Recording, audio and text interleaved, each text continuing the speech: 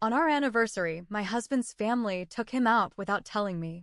I found out through a photo online with the caption, "A night with the people who really love you." When I asked why I wasn't invited, his mother said, "You two needed a break." That night, I booked a room for myself and left a postcard that said, "This break? It's permanent. We've been married 3 years. Together for 7. We met in a Waffle House near Lubbock. He ordered half browns with chili and cheese. I laughed and said, "You're either really brave or really lonely." He said, "Both." It was a good start. Nick's a plumber. Works long hours. I'm in customer service, call center, overnight shift, sometimes weekends. We've always had to fight for our time together. So I made sure we never forgot the important stuff: birthdays, holidays, our anniversary. This year, I planned ahead. Got the night off. Booked a room at a small bed and breakfast outside town. Reserved a table at this Mexican place where we went on our second date. Had a custom cake made that said, "Forever feels like home with you." That morning, he kissed me before leaving for work and said, "Tonight." I said, "Don't be late." He smiled. By 6 p.m., he still hadn't texted. By 6:30, I'd called twice. No answer. I told myself, maybe he got caught up. Emergency job. It happens. But something felt off. My stomach was tight. I changed into my dress anyway. Sat on the edge of the bed, checking the clock every 10 minutes. At 7:12, my phone pinged. His cousin tagged him in a Facebook photo. There he was. At a fancy steakhouse. Dressed nice. Clean-shaven. Smiling like a man with no worries in the world. Next to him, his mom, his dad, both sisters, their husbands. Even his aunt from Abilene. A table full of smiling faces. The caption said, "A night with the people who really love you. Happy anniversary of life and love, Nikki." I felt cold. I stared at it for a long time, reading that line over and over. The people who really love you. What the hell did that mean? Where was I in that equation? No one had told me about this dinner. No one even mentioned it. I clicked through the album. 15 photos. One had a little banner in the background that said, "We love you, Nikki." Another showed him hugging his mom. Another, his sister giving him a framed photo of their family. A family photo. No wives. No husbands. No me. Just them. It wasn't just a dinner. It was an erasure. I called his mom. She picked up right away and said, "Hey honey," like we were best friends. I asked, why wasn't I invited? She paused. Not long. Not shocked. Just enough to pretend. Then said, "Well, sweetheart, we figured you and Nick needed a little space. You've been under stress. We just wanted to take care of him tonight. Help him recharge." I said, "It's our anniversary." She said, "Yes, but sometimes couples need a break. Don't take it the wrong way." I hung up. Didn't say another word. I sat in silence for about a minute. Then I packed. One overnight bag. My purse. The room key for the bed and breakfast. I left the dress on and took off my wedding ring. I grabbed the cake I'd picked up the night before. It had sat in the fridge all day, waiting for him. I took it with me. When I got to the room, I didn't cry. I didn't drink. I didn't text him. I cut a slice of cake. I looked in the mirror. I toasted myself. Then I wrote something on the back of a postcard from Palo Duro Canyon. It said, "This break? It's permanent." I went back home around 1 a.m. He still wasn't there. I left the postcard on the kitchen counter. And I left again. I stayed at the bed and breakfast for 2 nights. Nick didn't call the first day. Not even a text. Nothing. On the second night, I finally got a message. "Nick, where are you?" That was it. "No, are you okay?" "No, I'm sorry." Just 3 words. I didn't answer. 2 hours later, he called. I let it ring. Then he texted again. "Nick, we need to talk." I still didn't answer. The third message came an hour later. "Nick, your mom called me. You told her we're separated." I hadn't, not yet. But I guess my silence said enough. I told my mom I needed a few days and she must have filled in the blanks. That was the first time I felt real anger, not at him, but at myself. I had ignored so many signs, little ones. Like how his mom always accidentally left me out of group photos. Or how his sister once told me, "You'll never really be a part of this family, you know.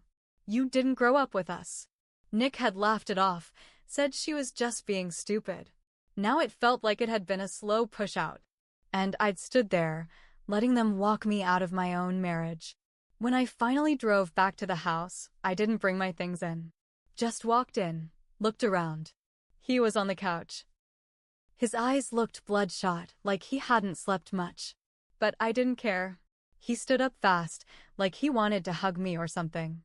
I stepped back. "Don't," I said. He just froze. "You went out with your family." "On our anniversary." He started with, "It wasn't like that." I cut him off. "Then how was it?" He opened his mouth, closed it, then said, "They surprised me."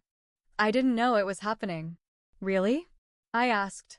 "Because that restaurant was 45 minutes away. You dressed up. You shaved. And that banner wasn't something they pulled out of their trunk." I didn't know how to say no. That's the problem, Nick.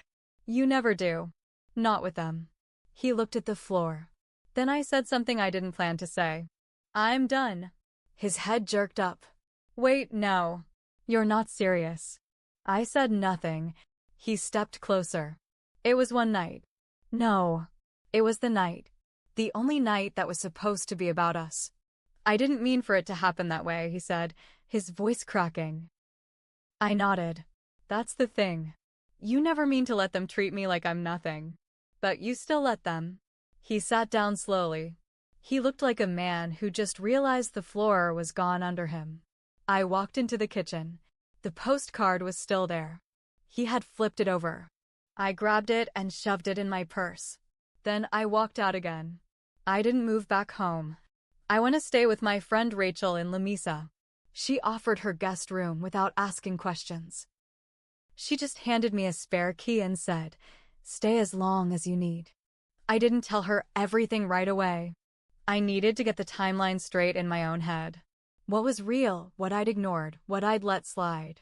But 2 days after I left again, I got a text from someone unexpected. His sister. "Melissa, wow.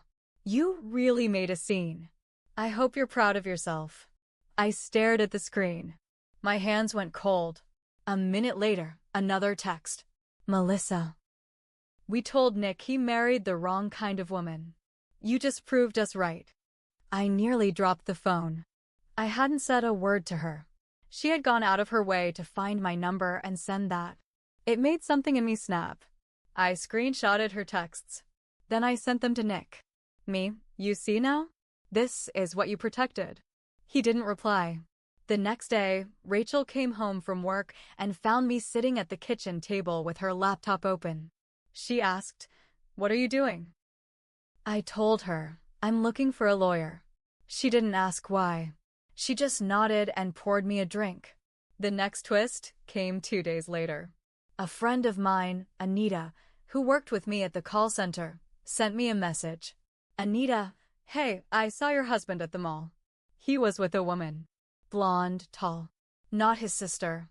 They were real close. Holding hands. Thought you should know."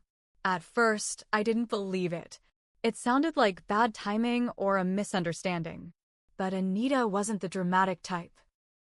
I asked for details. She told me what store, what time.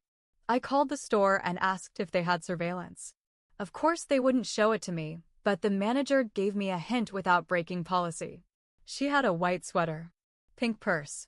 He bought her something. That matched Anita's description exactly. It hit me like a truck. While I was crying in guest rooms and calling lawyers, he was already shopping for his next mistake. I didn't cry after Anita told me. I didn't scream. I just felt clear. Like the fog had finally lifted. I called my lawyer. We filed for divorce that week. I didn't tell Nick. I didn't warn him. The papers showed up at his job, delivered by a process server while he was on a call fixing someone's water heater. 2 days later, he showed up at Rachel's. I was in the backyard with her dog when she called out, "You've got company." I came around the corner and saw him standing there in the driveway. He looked rough. Beard growing out, dark circles under his eyes, same clothes he wore 2 days ago. But I didn't feel bad for him. I walked up and stopped a few feet away.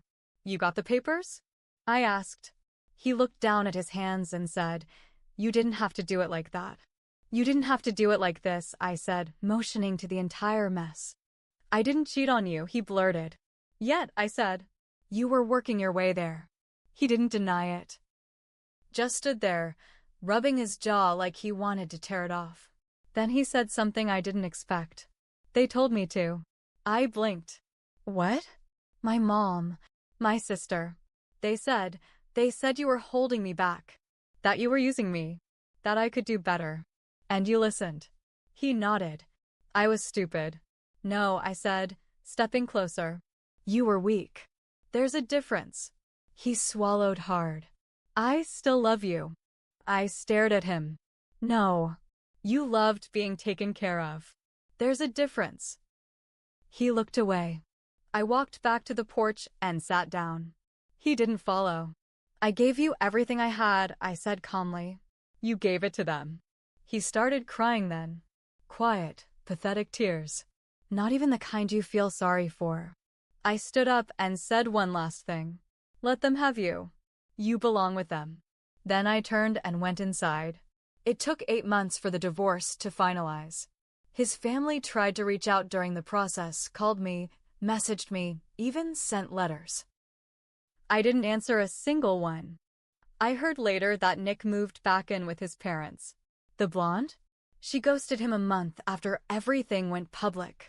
Word got out in town. People stopped giving him jobs. No one wants to hire a man who gets taken out on his anniversary by his mommy. As for me, I transferred out of the call center and started working front desk at a small hotel nearby. It's not glamorous, but it's quiet and I sleep at night now. I even framed that postcard. The one I left on the counter. It hangs by my door now. A reminder. Not of pain, but of what I survived. Because sometimes the people who really love you are the ones who teach you to leave.